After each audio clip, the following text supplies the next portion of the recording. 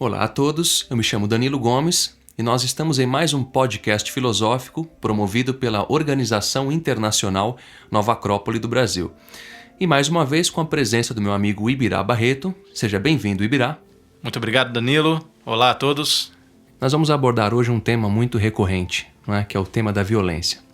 Bom, Ibirá, muito se fala sobre a violência de um modo geral nos dias atuais. Isso é uma tônica, é a tônica do momento, digamos assim, né?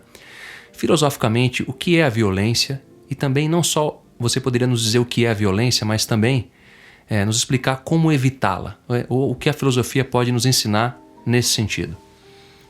Bem, Danilo, a violência é um tema geral. Hoje em dia está sempre nos noticiários, está no nosso dia a dia. Sempre quando nós saímos de casa, quando nós fazemos nossas coisas, é algo que sempre nos preocupa. Quando nós estamos chegando de carro, não é? Sempre estamos preocupados em esconder nossos objetos. Ou seja, isso é algo que nos afeta diariamente, principalmente nas grandes cidades. A violência, quando você vai analisar de uma forma um pouco mais profunda, né? Você vê que ela tem uma questão natural, certo? Um aspecto natural e um aspecto que não é tão natural assim. Né? Explico. A própria natureza, quando você vê as tempestades, os furacões, né? O termo violência, ela tem essas três conotações, né? Que são as transformações como vulcões, né? Como a força das marés. Então, são forças violentas, certo? E o próprio Sol, os estudos científicos mostram como a superfície dele tem erupções muito, né, magnéticas, enfim. Então, isso é algo que nós encontramos no nosso universo de maneira natural. E entre os animais também, os combates até a morte, né, as mutilações, enfim. Quando você vê o leão perseguindo a sua presa, não existe uma maldade nele, certo? Ele simplesmente está cumprindo aquela programação. E essa questão, ela serve até como uma forma de evolução para eles. Você pensa que um leão geralmente vai pegar uma zebra, vai pegar a zebra mais fraca, certo? E vai selecionando as mais fortes. E da mesma forma, os leões mais fortes, aqueles mais capazes de capturar suas presas, vão sobreviver. Então a natureza ela tem esse mecanismo, certo? Ou seja, seria um aspecto de violência também. Seria um aspecto de violência. Natural, como você mencionou. Exatamente. Que vem aquela ideia do latim violentia, né? Que tem essas três conotações. As forças da natureza, né? A violência animal, e tem o outro, que é o que eu estou classificando aí como não tão natural assim, que é esse arrebatamento humano, quando nós somos dominados por sentimentos de raiva, não é? Quando nós somos arrebatados por uma força, né? que nos torna violentos, tá? O medo é um desses aspectos também, não? Sim, o medo é um desses aspectos também, né? E assim, se nós tivéssemos que resumir, né, quando a gente coloca essa questão, o que a filosofia poderia propor, nós falaríamos de uma formação filosófica, de uma educação filosófica, que nos permitisse dominar os nossos aspectos animalescos, certo? E fazer primar os nossos aspectos humanos, nossos aspectos civilizados, vamos dizer assim. Bom, Ibirá, você tocou na questão da educação, que também é um dos pontos mais tocados atualmente, né? Muito se fala sobre a educação. O que é a educação, não é, filosoficamente falando, e também como ela pode nos ajudar nesse sentido de evitar a violência? Obviamente que também em nós, para que isso se expresse de uma maneira natural. Ou seja, como a educação pode nos ajudar a evitar a violência? Bem, Danilo, a concepção original de educação vem de edutire, ou seja, puxar de dentro, eduzir. Né?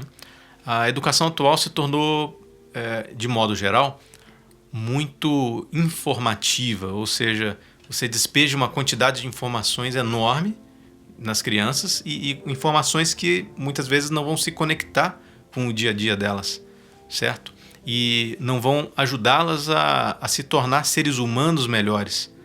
Eu acho curioso porque muito se fala na educação como uma formação técnica, mas as grandes questões humanas não estão ligadas exatamente a dominar técnicas ou não, né?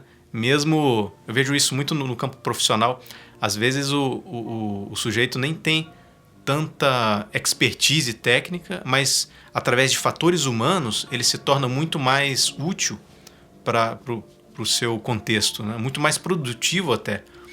Então, assim, o sucesso ou fracasso do ser humano, ele parece estar muito mais ligado, né, a fatores como saber conviver com os demais, saber controlar os seus próprios impulsos, saber lidar com as suas inseguranças, certo? E quando o sujeito é bem resolvido, olha, mesmo o aspecto técnico ele consegue correr atrás e corrigir, né? Então essa formação, nós às vezes costumamos usar o termo a maneira clássica, né? Essa formação ela vai tratar disso, né? De trazer o ser humano para o que ele tem de melhor, né? Então os próprios gregos, vou citar um exemplo, eles diziam que o ser humano tem 3 partes básicas. Eles diziam que nós temos um aspecto chamado soma, que seria, esse aspecto somático seria o corpo físico e a sua vitalidade.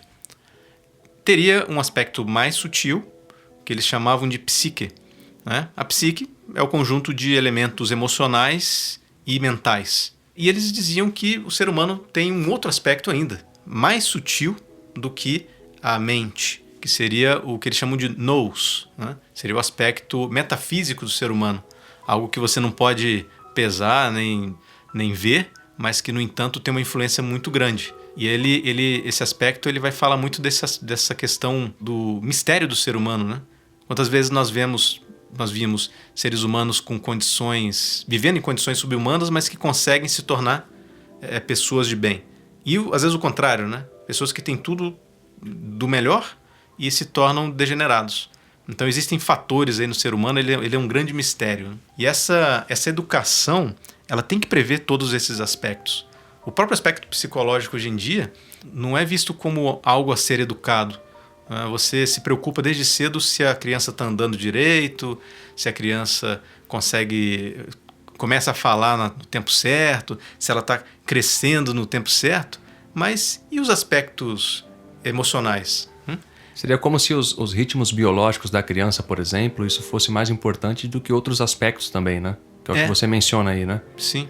Ou seja, o aspecto físico, isso tem uma importância, isso é inquestionável. Agora, a questão que você está colocando aí, que fica claro para a gente nesse momento, é que o ser humano precisa de uma educação que forme também a sua alma, digamos assim. Exato. Até porque você pode, às vezes, existem até lugares no mundo que tem essas questões muito bem resolvidas e isso não garante que as pessoas sejam felizes. Ou seja, as pessoas têm uma condição econômica estável, tem uma condição social estável e, no entanto, às vezes falta algo. É isso que você quer dizer, né? Exatamente. Esse algo são essas aspirações filosóficas, né? E quando você tira essas aspirações filosóficas do ser humano, ele se torna incompleto. Ou seja, é aí que vem uma conexão com o nosso tema, né? Quando você retira esse elemento mais filosófico do ser humano, ele se animaliza, né? E quando ele se animaliza, ele se torna o quê? Ele se torna competitivo, ele se torna destrutivo e daí ele se torna o quê? Mais suscetível à violência, né? Porque ele não tem controle dos seus próprios instintos, né? Então ele fica um pouco mais animal, vamos dizer assim. Fica mais sujeito a essa violência também, né? Sim. Porque a violência nos toca a todos, né? Há um pensamento do Pitágoras onde ele diz que educai as crianças e não será necessário punir aos homens, né? Exatamente. Existe um tratado, né? Um tratado muito famoso, que é o Bhagavad Gita, hindu. Ele fala sobre uma guerra e, na verdade, é uma grande analogia, não é? De uma guerra interior, tá? Essa guerra que nós temos que travar no nosso dia a dia. Porque não basta você simplesmente reconhecer esse aspecto, né? Esse aspecto mais sutil, né? Esse aspecto mais filosófico e esse aspecto mais animal dentro de você. É necessário que você comece a se trabalhar para fazer prevalecer o aspecto mais humano, o aspecto mais filosófico. E isso é difícil. Muitos sábios dominaram técnicas para que você possa fazer eduzir esse aspecto humano. Então a formação filosófica ela vai justamente tratar disso, né? Tratar de disponibilizar ferramentas para que a gente faça essa ponte. E quando você fala do Bhagavad Gita, né, é bom contextualizar, queria que você explicasse até um pouco mais do que essa obra quer tratar e o que ela pode nos ensinar nesse sentido também de violência, né, e de como dominá-la, né, de como evitá-la. Sim, eu acho interessante o Bhagavad Gita porque ele é uma obra muito antiga, com alguns milhares de anos, e não é pelo fato de ser antiga que ela não tem uma utilidade, né? Quando você começa a estudar filosofia e ver esses sábios de todos os tempos, né, você vê que nós não podemos realmente ser arrogantes, né, com relação a isso. Como eu falei, é um tratado hindu, né, um livro sagrado, que fala sobre um príncipe que precisa enfrentar um exército, um grande exército, né, um exército que representaria o quê? Os aspectos instintivos, animalescos do ser humano, né? Só que para que ele realize esse combate, ele não pode ir sozinho, certo? Ele tem que primeiro treinar o seu exército de virtudes. Isso é uma chave fantástica porque a natureza ela não gosta muito do vazio, né? Ela sempre vai preencher os espaços vazios com alguma coisa. Então, na verdade, às vezes a gente se concentra muito no problema, né? Nos vícios, né? Como é que eu vou me livrar dele?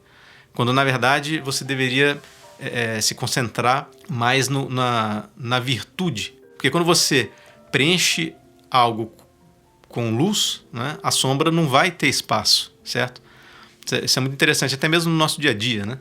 Se nós ocupamos o nosso tempo com coisas úteis e mais elevadas, vai sobrar tempo para a gente cultivar o aspecto animalesco? Não, né? Então isso é algo muito prático, que está no nosso dia a dia. Então o pessoal fala que mente vazia é a oficina do diabo. É um dito popular bem antigo, né? Um dito popular bem antigo e muito interessante, né? Então, puxa, temos que ocupar nossa mente com coisas úteis, né? Então isso é uma forma também de nós chegarmos até aí. Então, o Bhagavad Gita fala de várias coisas, né? Mostra como nós temos uma grande batalha, né? Não é algo simples você fazer reduzir suas virtudes, né? Você precisa de treinamento e precisa aplicar muita força de vontade, né? Bem, então, quando você, falando assim, né? Se nós fôssemos fazer uma conclusão, eu diria que o que a filosofia tem para nos aportar nesse sentido, para trabalhar a violência, primeiro seria essa educação formativa, porque ela vai nos permitir nos tornar realmente humanos, vai nos tornar mais civilizados, vai permitir que a gente possa identificar os nossos impulsos, não é? Nossos impulsos instintivos, para que nós possamos dominá-los. E um outro aspecto, isso é uma coisa muito interessante, é que existe um ciclo, né? Predador-vítima. Só existe o predador onde tem a vítima. A gente vê isso muito nos casos de bullying, né? na própria escola. Sempre tem o cara que acaba sendo, né, o alvo da turma. E muitas vezes é por uma falta de posicionamento, né? Por falta de alguma ferramenta ou de uma forma de você saber dizer não, às vezes, para algumas coisas, né? Porque se você é uma pessoa que nunca se posiciona, todo mundo vai chegar e vai detonar você. Vai poder fazer o que quiser com você. Isso é o quê? Isso é reflexo dessa guerra interior também. Porque à medida que você vence essa guerra interna, você vai se tornar mais forte externamente. Tá? E isso é muito interessante, eu acho, quando você vê certos casos, né? Casos de pessoas que parece que têm propensão a ser vítimas, né? E aí sempre acontece com elas. Nesse ponto, a violência ela não é tão aleatória assim quanto a gente imagina, né? Ela é que nem, por exemplo, um caso que é até engraçado, né? O pessoal brinca. Se você tem 3 ou 4 pessoas, né? E tem um cachorro do outro lado da quadra, né? O cachorro vai morder quem? Aquela pessoa que está com mais medo, né? Que tem mais uma inclinação à vítima, né? Exatamente. É porque o animal também tem esse instinto e ele sente mais isso, né? E o malandro também é instintivo. Ele não vai atacar um cara que está ligado, certo? Alguém que está bem posicionado. Sim. Né? Ele vai atacar a pessoa que está distraída. E um filósofo, por definição, é alguém que está procurando ser atento. Né? Atento aos movimentos da vida, atento aos seus próprios movimentos internos. Né? Então isso é muito interessante. Isso é um reflexo bem prático do cultivo de uma vida mais filosófica. Né? E o quão importante é essa educação, né? A gente poderia colocar como uma educação filosófica também? Sim, de fato. Exatamente, uma educação que vai promover o nascimento desse posicionamento, né? Ser filósofo é saber um pouco quem eu sou, né? Isso é muito curioso. Quando você não sabe o que você é, quem você é, né? Aquela velha máxima, né? Conhece-te a ti mesmo. Quando você não sabe quem você é, qualquer um pode chegar e falar o que você é, o que você gosta, o que você quer comprar, certo? Mas se você está bem posicionado, com uma memória muito, muito bem formada a respeito disso, fica difícil algum predador chegar para você e dizer como você tem que conduzir a sua vida. E a gente pode concluir, né, que a filosofia ela é fundamental, uma educação filosófica ela é fundamental, sobretudo no que diz respeito a esse direcionamento de vida humana. Então, para encerrarmos, Ibirá, eu queria que você colocasse sinteticamente isso que a gente dialogou, para que as pessoas possam refletir um pouco mais sobre isso também e levar isso em consideração, para que a gente comece a viver num mundo menos violento, né? Porque isso tomou uma proporção muito grande e isso tem afetado cada vez mais a vida do ser humano como um todo, né? E como você bem colocou, é fundamental a filosofia nesse processo de retirar de si mesmo, primeiramente, a violência, né? Para que a gente tenha uma convivência melhor, né? Bem, acho que você até colocou muito bem, né? De fato, nós primeiro temos que eliminar a violência dentro de nós, porque as pessoas às vezes colocam a solução muito nos sistemas, né? Alguém vai fazer alguma coisa. O Estado vai fazer alguma coisa. É como se a pessoa, desculpe interrompê-lo, é como se a pessoa projetasse fora uma solução para esse problema, né? Exato. Temos que colocar mais violência contra os bandidos. E, na verdade, ok, nós temos que ter um policiamento, ok. Só que, na verdade, nós vamos começar a resolver os problemas dentro, porque não importa o quão perfeito e bem equipado seja um sistema, se o ser humano não estiver alinhado, se o ser humano não estiver educado de maneira humana, realmente, nada vai dar certo. Então, nós deveríamos nos preocupar menos com os sistemas e nos preocupar um pouco mais com o que nós, como seres humanos, podemos realizar. E aí sim, partindo desse princípio interno, né, nos colocar em ação, para que essa ordem interna, né, possa se expressar, né, exteriormente. Então, acho que, se eu pudesse concluir, seria nessa linha, né? E para isso, claro, buscar uma educação verdadeira. Uma educação filosófica, como você bem disse, né, ao longo do tema, né? Exatamente.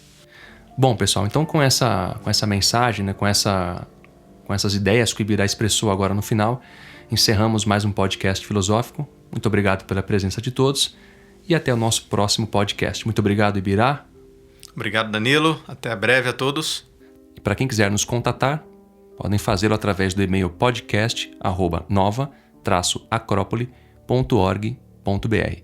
E para quem quiser conhecer mais sobre a Nova Acrópole, Escola de Filosofia Maneira Clássica, basta acessar o nosso site www.nova-acrópole.org.br. Até a próxima!